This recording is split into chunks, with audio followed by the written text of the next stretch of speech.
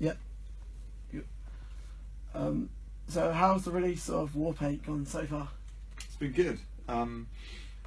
We kind of, normally we would lead with a music video, but with this we wanted to have a new song out before we came on the tour, because I don't know, just we felt like it would give people a better chance to kind of like, you know what we're about.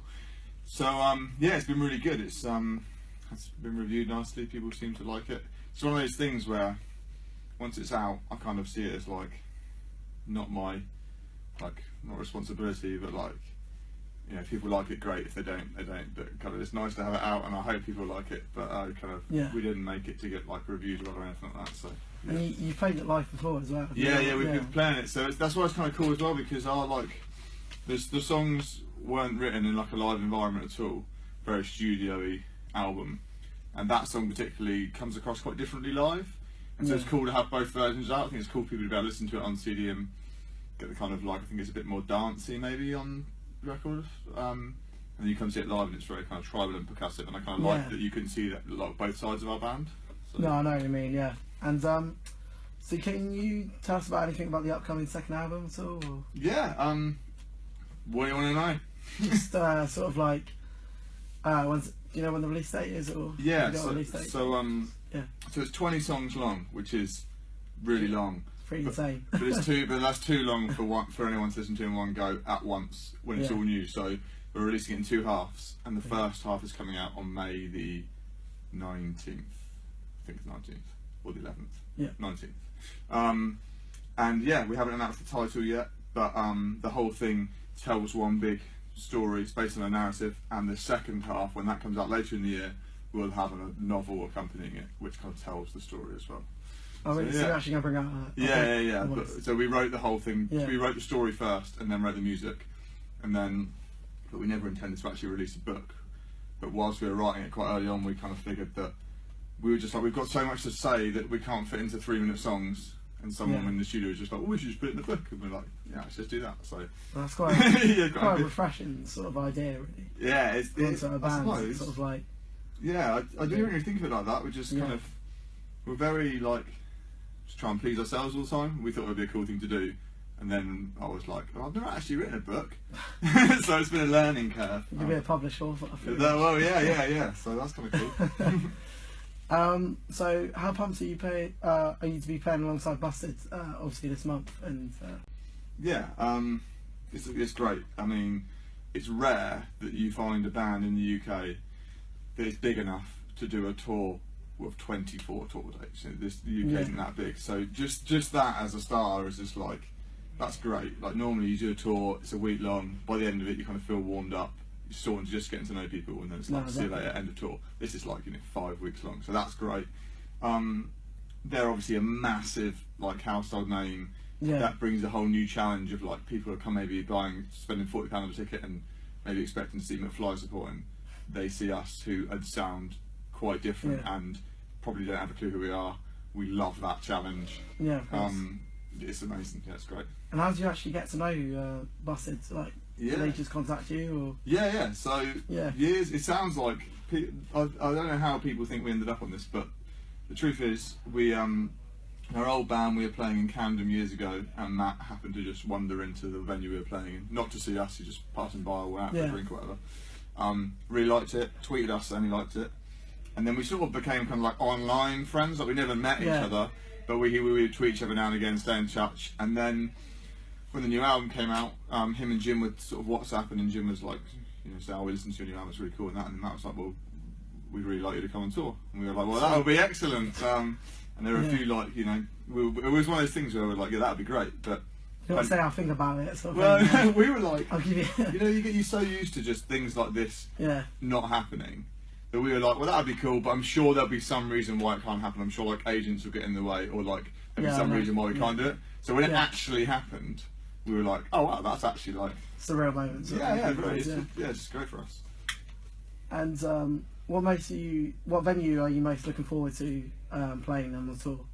Apart from tonight, of course. Yeah, apart from tonight. Yeah, tonight is cool actually because we're not from Portsmouth, but in our previous bands and in this band, we've kind of done a lot of stuff here. Like, it's a good, because tours to come through Portsmouth more than Southampton. When we were younger and we were like doing the whole like local support thing, our first big gigs were all in Portsmouth. You know, our old band, we first big gigs at the Wedgie Rooms and the Pyramids, and then we played here once.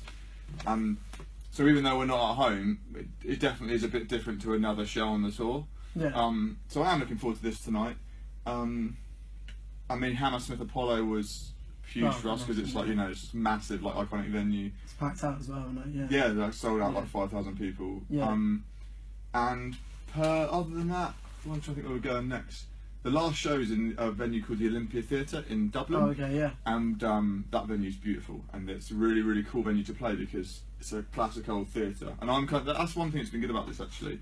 Yeah. We're kind of used to playing like, I mean, I'm not laying to venues, but so many modern venues are just boxes. Yeah. And like when you walk into lots of these venues, because it's so regional, like these classic theatre venues, which are all like really old and really like have a bit of character to them. And I personally really like that. Some of the other guys find it a bit like, it's a bit of a hassle with Wi-Fi. Justin really likes good, all that sort of thing. Yeah. But so that's been cool. And the Olympia Theatre at the end is like this kind of 3 massive balconies, and when you walk out on the stage, because we played there once before, you're just looking at this wall of crazy Irish people going nuts, and it's awesome. So maybe that one, they'll probably piss as well. Maybe. That's right, I'm half sort of Northern Irish. I'll say that. So how was it playing alongside Pharaoh at Time 20? So are you a big like Paramore fan or almost? Not. Yeah. But I'm a big fan of the guys in Pharaoh. Like we got on really well. Yeah. I mean, I don't dislike Paramore. It's not. I'd quite like the last album they put out the most, the self-titled one. Yeah. Well, obviously it's its own solo project, isn't it? Yeah. It wasn't like There's nothing like it really, was it? It was, well, the Pharaoh thing is more similar to what we do, I think, than Paramore. Yeah. So, but they were great, like just real cool dudes. We're quite we kind of keep ourselves to ourselves a bit. We're quite quiet, shy kind of band. Yeah. And so a lot of times on tour we maybe like just keep to ourselves a bit. But that tour we definitely like bonded with the Pharaoh guys. They're all like really cool guys, and it was a good atmosphere on the tour.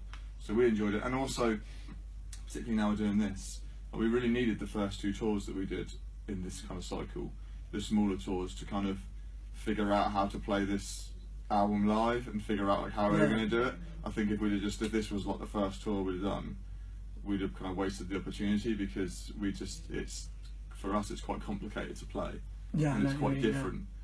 And so I'm really glad we did those 2 tours, because they were kind of like there was time to figure out how this would work live. Yeah. And say if you could work with any band on a new song, who would it be and why? Oh, good question. Let me think.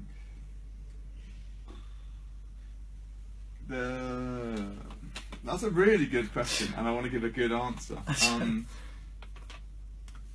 mean, they say that never meet your heroes and stuff, don't they? So, like, I mean, I'm a big Coldplay fan, but then I don't want to that's too shattered. I know. I mean, Brandon Flowers is someone that, like, just writes classically brilliant, like, melodic songs. Yeah. And I feel like it would be cool to do a song with him with our kind of, like, oddball production and kind of like, world music thing mixed with him. That would maybe be cool. Or Kenny Vasoli from Vacationer, who used to be in the starting line.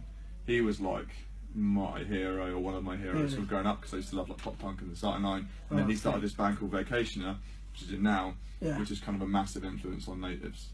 So maybe getting in the studio with him, or like Patrick Stump. I mean, like, I don't know. I mean, if he was alive, Michael Jackson would be the without doubt, would win that contest. We all absolutely love Michael Jackson. Some say he still is alive.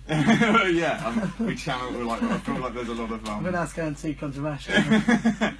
But yeah, I don't know why I go do loads of people there, but yeah, that's how, man. And were you surprised of how the likes of the Stop the Rain got big so fast, and the likes of YouTube, it's got over 100,000 hits. Yeah.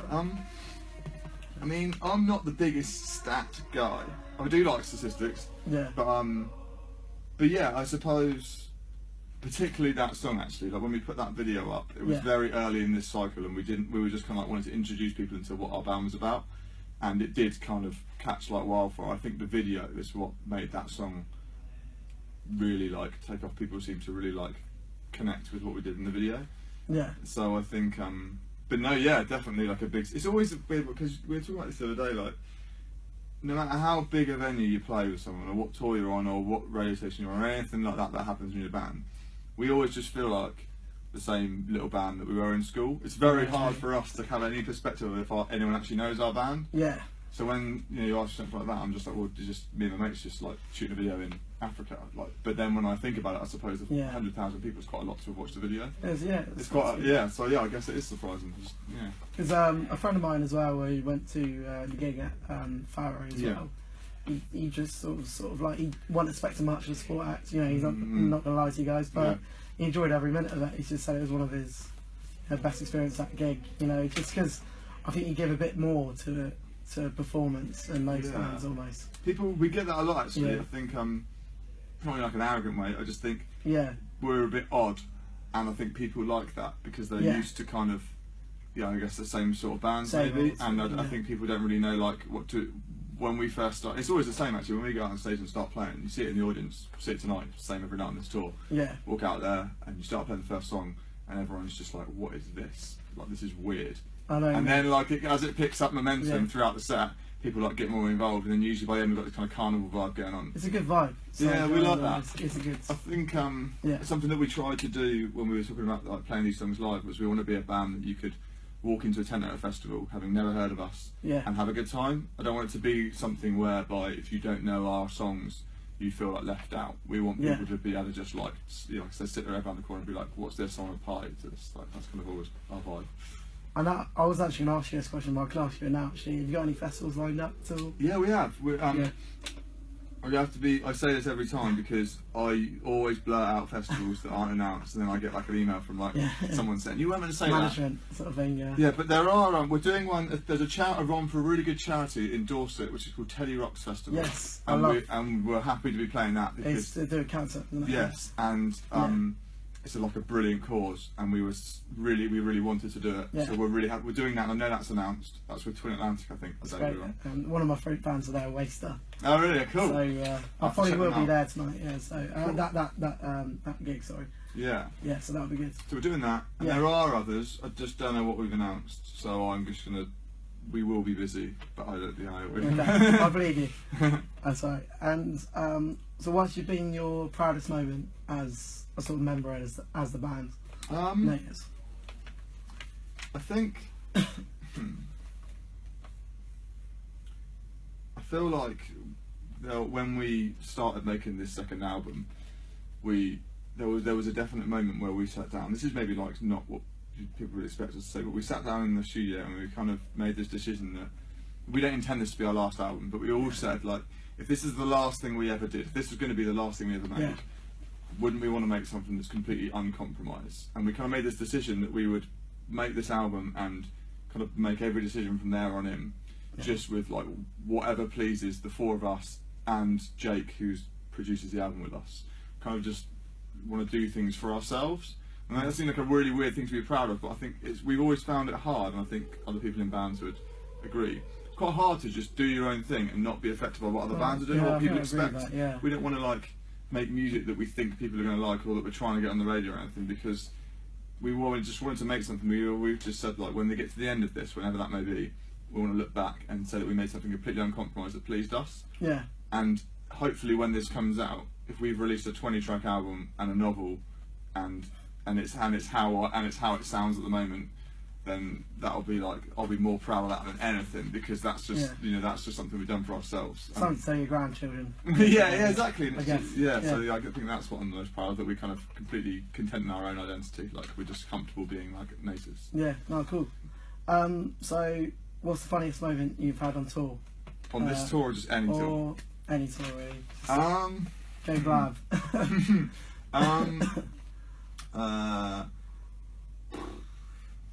don't want to. Let's try and sort of censor it to some sort of like acceptable level. So, swearing is included if you want. Like, I don't care about swearing. We do though. We have a thing like, even though we're really sweary people, we try and never swear publicly. It's a thing. We don't swear in songs and we don't. On my side, is that? yeah. I don't know. I'm on the spot now. There was an incident which always cracks me up. Years and years and years ago, we were on tour, and someone was smoking in the van, driving, and they flicked a cigarette butt out the window, and it came back in the back window of the van. We didn't realise, and we had like, so you got like the wall of the van where the gear is, and second row seats, and this cigarette butt like lands down there, unbeknownst to us all. So about 10 minutes later, we're just like, anyone smell that? Like, something's going on here. And like the van was on fire with us in it, geez. and like it was all of our clothes that were stuff on, which was just like on fire. And we got out on the side of the motorway, and we were like, the van was literally on fire with us in it, and it was like, it was just ridiculous. It was just so stupid. It was quite amusing, and that was it. So I've got loads of old like fun memories of when we first started this and our band before, like just travelling around the vans, like sleeping in car parks and stuff, and being silly men. Yeah. So that kind of thing. That's cool. Yeah. It's a bit sort of like, well, in a way, sort of, you know, the only fools and horses moment. Yeah. Washing up, it just blows up and just. Yeah. Not as deep as that, but sort of thing, like. Yeah. Just sort of like on fire, sort of thing. Just one last question, if that's all right.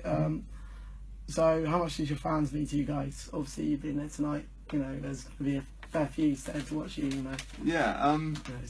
We've got our fans are amazing because I think our band's a bit odd, and maybe I don't know. Just like, I feel like we never have anyone who just thinks our band's like all right. I'm sure there's people that hate us, but the people that like us are just so good to us. We have so many people that come to like every show we play in their city, or message us all the time, or we can have like a conversation to about like lyrics that mean something. Yeah. I feel like we have a real connection there. And another thing as well is that our album, this album, the story was inspired by 3 of our fans. We did the last tour we did in the last album.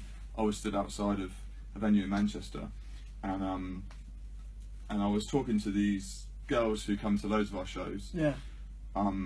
And I asked one of them, Alice, I was like, oh, are you girls all friends from school? And she said, no, we didn't know each other until we started coming to your gigs, and we've just become friends through your band. Like communities. And that was what sparked this idea. Like I went and told the lads, and they were like, that's amazing. And then, and we're kind of now obsessed with this idea of community. And the dream for us is that our gigs and our band is a place where people who feel like they don't fit in can just come and fit in. We want people to come to our gigs on their own if they don't have anyone to come with, and to be welcomed into that. Like that's totally like our thing. I think that comes from us feeling like our band maybe never fit in, and so we want to like build our own kind of like community and stuff. So they mean like the world, like really, and also just a bit of a weird band to like. So if you're into it, we're just like cool.